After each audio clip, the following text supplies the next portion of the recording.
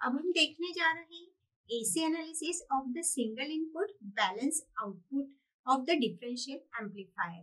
तो AC analysis में सबसे पहले एसी इक्विवेलेंट सर्किट में फाइंड आउट करना होगा for the calculation of the single input balance output differential amplifier. तो उसके लिए जो सिंगल इनपुट बैलेंस आउटपुट की जो सर्किट डायग्राम है उसको हम टी इक्विवेलेंट मॉडल में कन्वर्ट करेंगे। इस डायग्राम में आप देख रहे हैं कि टी इक्विवेलेंट मॉडल में हमने कन्वर्ट किया है इनपुट वोल्टेज, आउटपुट वोल्टेज और जो इमिटर रेजिस्टेंस थे और कलेक्टर टर्मिनल्स थे, इन सबको हमने टी मॉडल में कन्वर्ट किया है, टी इक्विवेलेंट मॉडल में कन्वर्ट किया है सर्किट डायग्राम को। तो इस टी इक्विवेलेंट मॉडल में हम देख रहे हैं दो लूप है, लूप 1 और लूप 2। तो लूप 1 और लूप 2 के अक्रॉस में हम किरचॉफ्स वोल्टेज लॉ अप्लाई करेंगे। तो उसके लिए सबसे पहले किरचॉफ्स वोल्टेज लॉ अप्लाई करेंगे लूप 1 पे और उसके बाद लूप 2 पे। तो लूप 1 पे अप्लाई करने के बाद हमें इक्वेशन मिल जाएगी input voltage V in minus R in input resistance into base current IB1 minus RE emitter resistance into emitter current IE1 minus RE into IE is equal to 0। जब loop 1 पे हमने Kirchhoff's voltage law apply किया तो हमें इस type की equation मिली input voltage minus input resistance minus base into the base current 1 minus RE into IE1 minus RE into IE is equal to 0। अब किरचॉफ्स वोल्टेज लॉ अप्लाई करेंगे loop 2 पे। तो लूप 2 पे अप्लाई करने के बाद हमें इक्वेशन मिल जाएगी input voltage V in minus R in input resistance into IB1 base current 1 minus RE into IE1 minus RE into IE2 is equal to 0।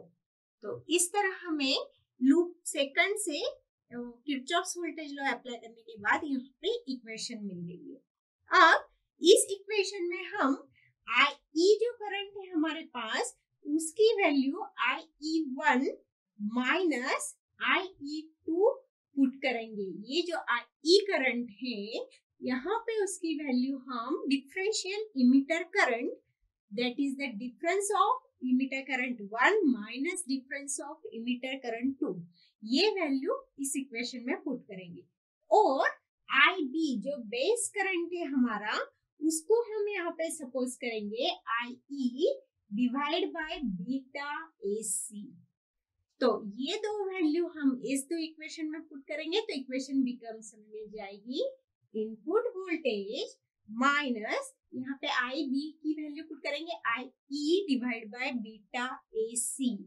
तो यहाँ पे इक्वेशन मिल जाएगी R in divide by beta AC into IE1, IB1 है इसलिए IE1 minus this RE into IE1 minus this RE और into ये IE की वैल्यू हम IE1 माइनस IE2 पुट करेंगे तो हमें इक्वेशन मिल जाएगी इस तरह इज इक्वल टू 0। तो यहाँ पे हमने IE की और IB की वैल्यू पुट करके ये इक्वेशन अगेन रीअरेंज करके लिखी है। अब वैसे ही सेकंड इक्वेशन में हम यही वैल्यू पुट कर देंगे तो सेकंड इक्वेशन मिल जाएगी हमें input voltage minus R in divide by beta AC into IE1 minus RE into IE1 minus RE into IE2 is equal to 0। तो इस तरह से हमें ये दो इक्वेशन मिल गई है।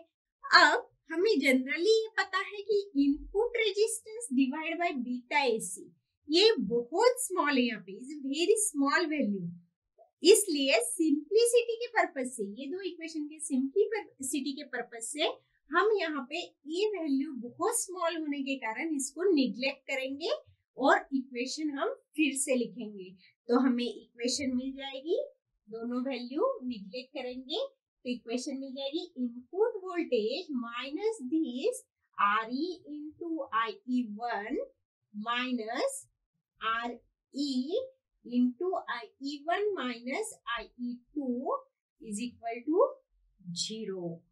तो यहाँ पे हमें ये मिल गई V इनपुट 1 की इक्वेशन। अब दूसरी इक्वेशन और हम देखेंगे यहाँ पे, तो वो मिल जाएगी V in minus RE into IE1 minus RE into IE2 is equal to 0। अब हम यहाँ पे देख रहे हैं कि सिंगल इनपुट बैलेंस आउटपुट के लिए हम ये दो इक्वेशन यहाँ पे देख रहे हैं। तो ये दोनों इक्वेशंस को यहाँ पे हम सिंप्लीफाई करेंगे और सॉल्व करेंगे फॉर द IE1 और IE2 की वैल्यू फाइंड आउट करने के लिए। तो उसके लिए हम क्रैमर्स रूल से इसको फाइंड आउट करने वाले हैं। तो क्रैमर्स रूल अप्लाई करने के पहले हम इस इक्वेशन को और सिंप्लीफाई करेंगे। ये इक्वेशन को सिंप्लीफाई करने के बाद हमें इक्वेशन मिल जाएगी V input is equal to, यहाँ पे इसको यहाँ इसके इक्वल टू इसके साथ जो माइनस इक्वेशन है उसको इक्वल टू की यहाँ लेके आएंगे तो इक्वेशन प्लस हो जाएगी। इसलिए V input is equal to, यहाँ पे IE1 दोनों में इक्वेशन में है तो इसको कॉमन निकाल लेंगे तो हमें मिल जाएगा RE प्लस RE।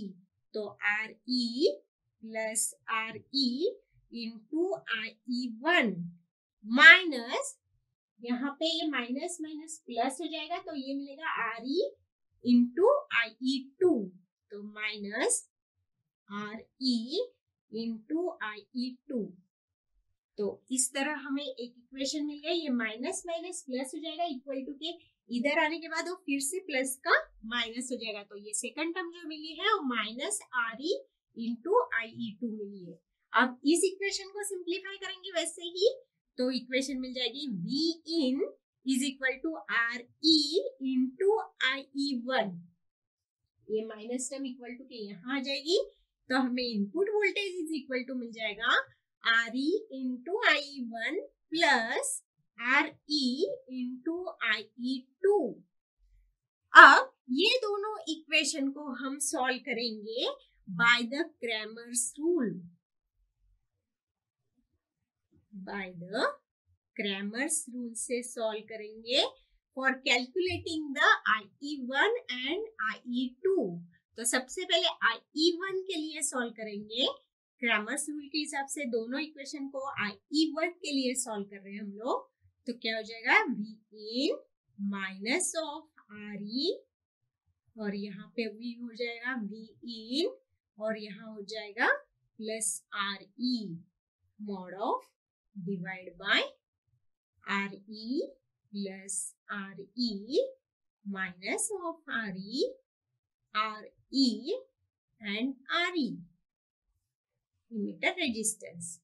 अब इसको सिंप्लीफाई कर लेंगे, क्रॉस मल्टीप्लिकेशन से सिंप्लीफाई करेंगे तो हमें मिल जाएगा IE1 वो हो जाएगा RE into VE plus minus minus plus हो जाएगा तो plus RE into VIN divide by, यहाँ पे इसको भी क्रॉस मल्टीप्लिकेशन से सॉल्व करेंगे तो RE into this RE plus RE minus minus plus into RE। इस इक्वेशन को अगर हम सिंप्लीफाई करते हैं यहाँ पे इनपुट वोल्टेज कॉमन निकाल के, तो हमें अगेन इक्वेशन मिल जाएगी IE1 is equal to input voltage common निकाल लिया तो मिल जाएगा RE plus RE divide by this RE into RE plus this twice of RE। RE को हमने यहाँ पे कॉमन ले लिया है और RE plus RE twice of RE हो गया है। तो इस तरह ये इक्वेशन मिल गई हमें IE1 के लिए, मीटर करंट 1 के लिए जो है ट्रांजिस्टर Q1 के अक्रॉस में।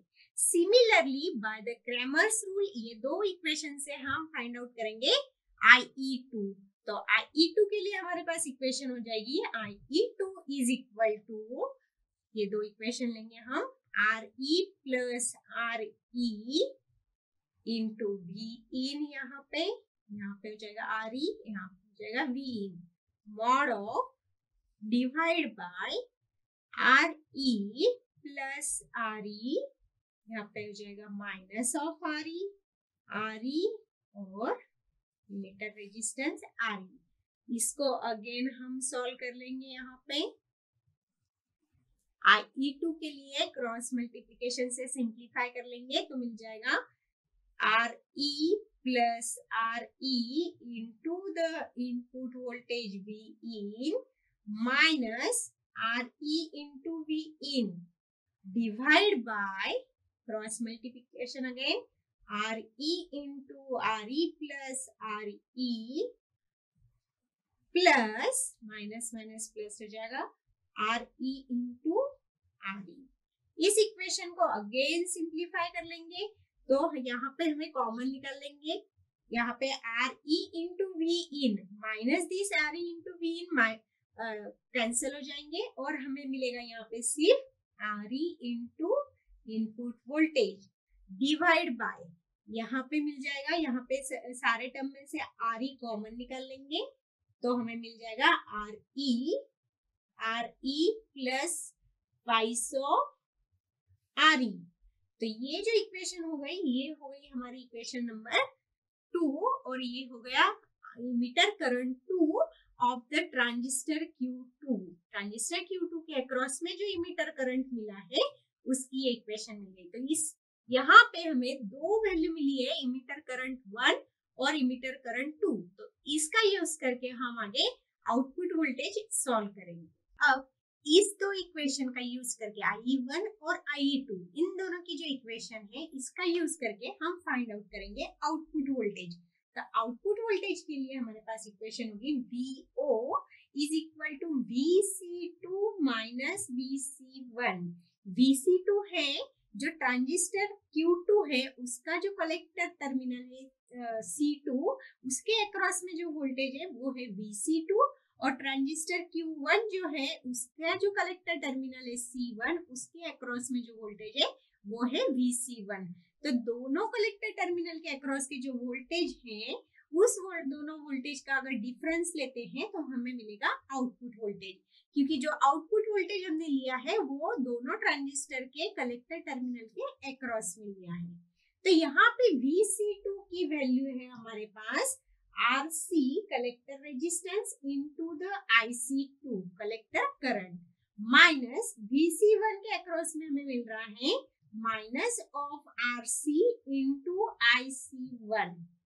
अब यहाँ पे RC कॉमन निकाल लेंगे तो इस इक्वेशन को सिंप्लीफाई करेंगे RC into IC1 plus IC2। यहाँ पे इस इक्वेशन को सिंप्लीफाई करके हमें ये इक्वेशन मिली। अब हम यहाँ पे सपोज करते हैं कि जो IC है वो नियरली इक्वल टू IE रहता है, तो ये IC की जगह पे हम IE की वैल्यू पुट करेंगे तो आउटपुट वोल्टेज हमें मिल जाएगा RC into IE1 plus IE2। अब इस इक्वेशन में जो आउटपुट वोल्टेज की हमें इक्वेशन मिली है इसमें हम सब्स्टिट्यूट करेंगे IE1 और IE2 की value.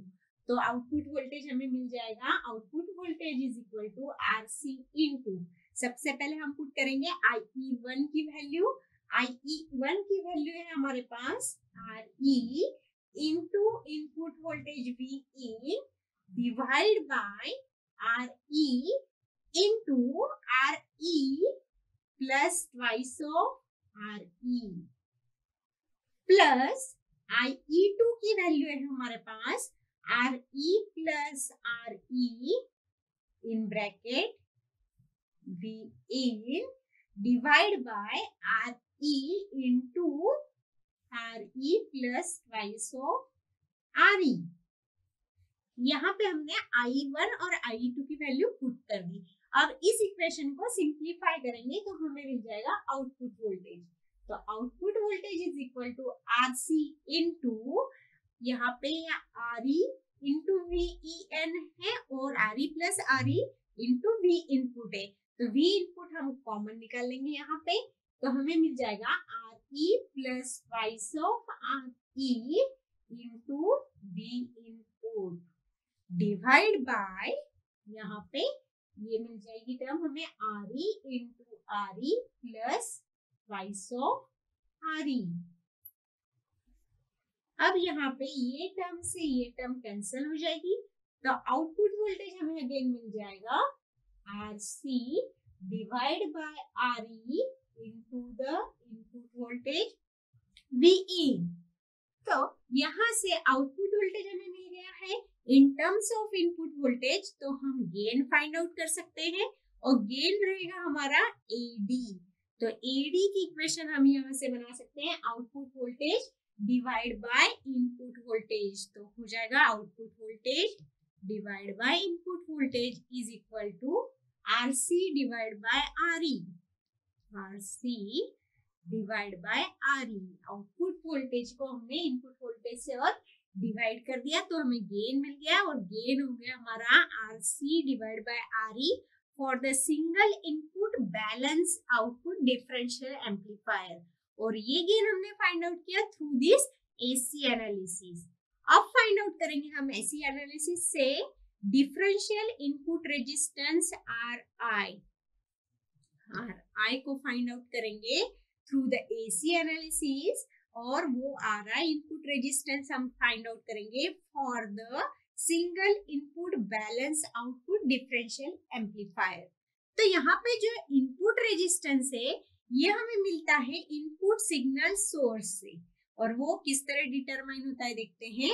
Rin is equal to Rin, V voltage जो पोटेंशियल रहता है वो रहता है input resistance multiply by current. तो यहाँ पे रेजिस्टेंस मिल जाएगा हमें potential input voltage divide by base current IB1। अब IB1 हमने सपोज किया है input voltage divide by IB1 suppose किया है IE1 divide by beta AC। तो इसको अगेन सिंप्लीफाई कर लेंगे, beta AC into input voltage divide bye IE1। अब यहाँ पे IE1 की वैल्यू हम पुट करेंगे, IE1 की वैल्यू पुट करेंगे तो हमें मिल जाएगा इनपुट रेजिस्टेंस। तो यहाँ पे IE1 की वैल्यू ही, ये इक्वेशन लिखते हैं, यहाँ पे IE1 की वैल्यू है हमारे पास RE plus RE into input voltage divide by RE into RE plus twice of RE। ये पुट कर दिया हमने यहाँ पे इमिटर करंट 1 की वैल्यू, IE1 की वैल्यू।